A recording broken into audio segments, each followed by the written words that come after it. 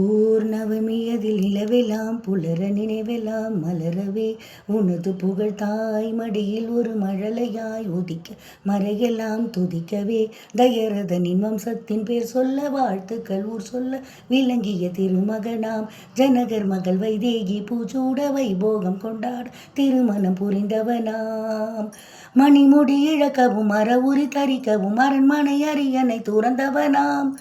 இனியவள் உடன் வர இளையவன் தொடர்ந்திட வனங்களில் உளவிட துணிந்தவனாம்.